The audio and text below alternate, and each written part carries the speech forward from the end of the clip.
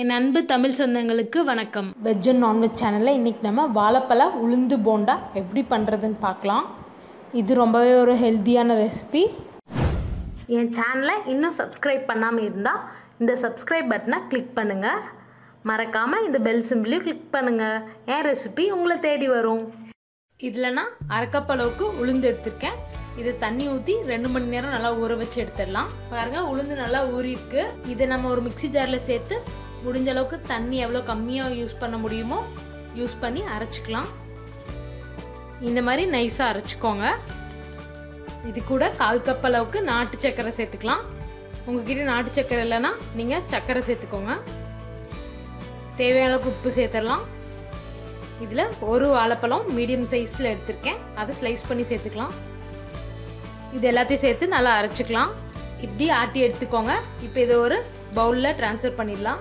இதில் தேவையான அளவுக்கு அரிசி மாவு சேர்த்து மெதுவடை பதத்துக்கு இந்த மாவை ரெடி பண்ணிக்கலாம்.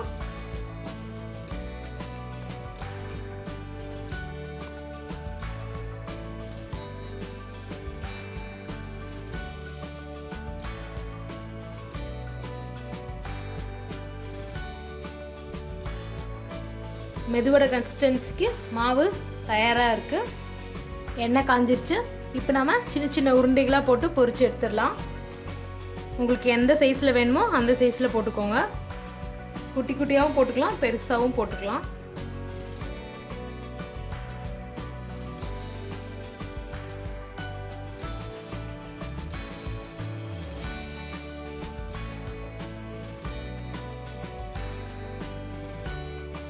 ஒரு சைடு வந்துருச்சு, அடுத்த சைடு திருப்பி போட்டுடலாம்.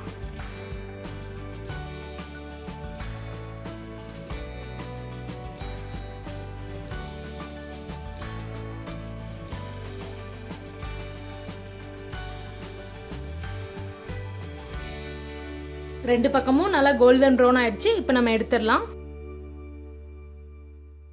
நம்மளோட வாழைப்பழ உளுந்து போண்டா தயார். இந்த ரெசிபியை உங்கள் வீட்டில் கண்டிப்பாக ட்ரை பண்ணி பார்த்துட்டு எப்படி இருந்ததுன்னு எனக்கு கமெண்ட்டில் போடுங்க.